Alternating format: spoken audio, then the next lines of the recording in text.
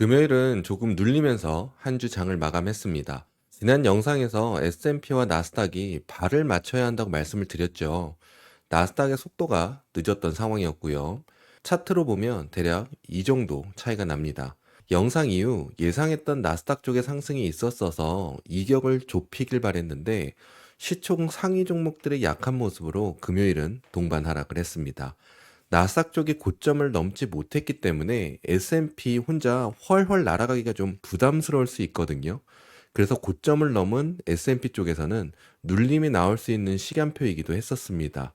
아직 무슨 문제가 생겼다고 하기엔 이릅니다. 증시와 테슬라, 엔비디아, 그리고 제가 걱정하고 있는 부분들을 이야기해 드리려고 하는데 뒤에 이어가겠고요. 댓글을 보면 미국 경제가 힘들다 하시면서 대기업이 무너지고 있는데 누가 중고차를 사고 집을 사냐고 하시는 분들이 계시더라고요. 저는 100번 이해합니다. 미국은 워낙 땅덩어리가 커서 지역마다 혹은 비즈니스 종목군마다 느껴지는 경제 체감이 다르거든요. 지난 영상에서 금리 인하는 부동산이나 중고차 시장, 자동차 시장의 활성화를 말씀드렸는데 이 부분은 많은 경제 전문가들도 이야기를 합니다. 부동산 전문가들도 그렇고요. 금리 인하로 많은 수요를 기대하게 한다고요. 그들과 저 역시도 당연한 이야기를 해드린 거고요. 하지만 저는 수요를 기대는 할 수 있지만 아닐 수도 있다 보기 때문에 좀 지켜봐야 한다고 생각하는 사람입니다. 그래서 금리 인하가 경제 부양에 도움이 되고 있다는 것이 나타나야 한다고 했던 거고요. 금리 인하로 기대할 수 있는 당연한 것들이 무조건 좋다고 보고 있는 게 아니고 좋아지고 있다는 것을 우리가 확인을 해야 된다는 겁니다. 이유는 미국 경제가 전체적으로 좋은 게 아니거든요. 그렇다고 경기 둔화다, 침체다라고 할 수는 없지만 누군가에겐 경기가 좋고 누군가에겐 경기 침체인 중간에 있는 시점이라고 생각이 듭니다. 현실을 말씀드리면 소매업들 정말 힘듭니다. 컨테이너 값은 3배에서 4배로 올랐고 직원들 임금은 크게 내린 건 없는데 높은 임금으로 풀타임을 쓸 수가 없어서 파타임으로 높은 임금을 측정해서 채용을 하고 있는 상황입니다. 인플레이션 하락도 언론에 나오는 것만큼 체감하지 못하고요. 상황적으로는 경기가 좋은 건 아니지만 제가 느낀다고 모두가 경기 둔화, 침체를 느끼는 건 아니잖아요. 그리고 우리는 주식을 하는 사람들이기 때문에 실물 경제와 주식은 이격이 있다는 것을 이해해야 합니다. 피부로 느끼는 경제가 안 좋다고 해도 미국 대기업들이 실적이 좋고 미국 증시의 상승은 경제가 좋다라고 해석을 하게 되거든요. 지표가 왜곡이 돼도 어쩔 수가 없습니다. 좋다 하면 좋은 겁니다. 파월 의장도 국민들의 이야기를 듣는다고는 하는데 파월 의장도 이야기를 합니다. 자신을 포함한 연준 의원들은 지표를 가지고 이야기할 수밖에 없다라고요. 우리는 할 수 없이 받아들이고 인정하면서 주식을 해야 합니다. 기억하시는 분들이 없으실 것 같은데요. 과거 파월 의장 인터뷰에서 사회자가 마켓에 장을 보러 가시냐고 물어봤더니 가지는 않고 사람들의 이야기를 듣는다고 답을 했습니다. 제가 오래 주식하면서 파월 연설이나 지표들은 귀 기울이면서 듣지 않고 보지 않는 이유가 이런 겁니다. 매일 같은 이야기와 현실과 다른 이야기, 그리고 그들도 정치를 한다는 부분들, 외에도 여러 가지 부분들이 주식을 하면서 지치게 하더라고요. 그냥 저들은 그렇게 생각을 하는구나 하고 가볍게 듣고 봅니다. 그들이 우리의 포트폴리오를 위해서 일해주지 않기 때문이기도 하죠. 연준들과 옐런은 미국 경제가 좋다고 합니다. 지표를 왜곡시킬 수도 있어서 신뢰도는 떨어지지만 어쨌든 증시만 좋으면 지표의 신뢰도는 올라갑니다. 어쩔 수가 없습니다. 그래서 옐런은 돈을 풀었고요. 파월은 B컷을 했습니다. 다음 FOMC에서도 추가적 증시 상승을 만들기 위해서 또 한 번의 B컷을 진행할지 않을까 의심을 하기도 합니다. 그들이 원하는 방향이 정해지면 말이죠. 저는 미국 경제가 안 좋다는 것을 말씀드리는 것이 아닙니다. 그렇다고 지표와 연준들, 옐런의 이야기처럼 좋다고 말씀드리는 것도 아니고요. 사람마다의 생각이 다를 것이기 때문에 뭐라고 딱 정의할 수가 없는 미국 경제입니다. 하지만 우리는 주식 투자자입니다. 미국 증시는 좋고, 지표도 좋고요. 마이크론 테크놀로지 실적만 봐도 경제가 좋다는 것을 말해주고 있잖아요. 그래서 실물 경제와 미국 주식은 이격이 있다는 것을 인지하고 주식을 하셔야 합니다. 그리고 또 하나, 저는 연준이 다가오는 경기 침체를 금리 인하로 막을 수 있다고 생각하지 않습니다. 저 멀리에서 다가오고 있는 경기 침체, 둔화는 막지 못합니다. 연준의 금리 인하로 안 좋아지는 경제를 막을 수 있는 것이 아니고 연준의 금리 인하가 잘 작동을 했다는 것은 더 안 좋아질 경제가 아니었던 겁니다. 만약 저 멀리에서 확실한 경기 침체가 오고 있는 거라면 우리는 당연히 알 수가 없지만요.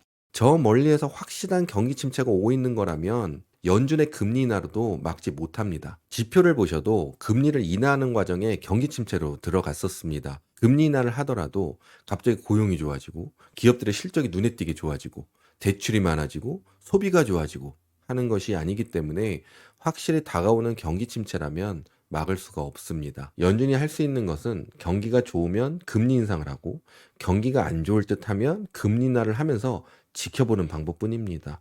연준의 정책에 여러분들의 포트폴리오를 맡기지 마시고 실물 경제와 주식 시장은 이격이 있다는 것을 생각하시면서 증시판을 해석하는 능력을 개인이 키우시는 게 실제 나의 포트폴리오의 수익률을 올릴 수 있는 방법입니다. 또 하나 말씀드린 게 있죠. 연준과 옐런의 자리에서는 지금 걱정이 되더라도 걱정이 되는 만큼 다 표현할 수가 없다고요. 표현하게 되면 증시는 물론 국민들이 힘들어지니까요. 안 좋을 듯 해도 괜찮다, 괜찮다 하면서 가는 자리입니다. 그래서 연준들 이야기나 언론에서 나오는 이야기를 모두 증시판에 적용시키지 마시고요. 뉴스를 걸러듣는 투자자가 돼야 하지 않을까 생각이 듭니다. 증시 먼저 살피고 가겠습니다. S&P와 나스닥의 발을 맞추기 위해서 반도체 쪽의 상승이 필요한 시기라고 생각을 했는데 죽으려고 하는 인텔에게 심폐소생술을 하려고 인수한다는 이야기나 합병 이야기, 확인되지 않은 뉴스들이 난무하고요. 그리고 마이크론 테크놀로지의 한 방으로 엔비디아도 힘을 받아서 상승을 했었습니다. 마이크론 테크놀로지가 증시를 살린 게 아니고요. 실적 발표하고 111불 부근 보시라고 해드렸는데 그 자리 위로 올라서서 안착을 해야 반도체 섹터에 좋은 시너지를 넣어줄 수 있는 건데 111불 밑으로 하락을 했죠. 마이크론 테크놀로지의 하루 천안은 마감이 되었습니다. 주가의 움직임을 보면 어느 정도의 상승이 섹터에 추가적 영향을 줄 수 있는지 알 수 있거든요. 그래서 111불 부근이라고 말씀을 드렸던 겁니다. 111달러 자리 잘 지켜보세요. 마이크론 테크놀로지가 증시를 살린 게 아니고 증시를 죽이지 않으려고 버텨주는 역할을 해주고 있다고 보고 있습니다.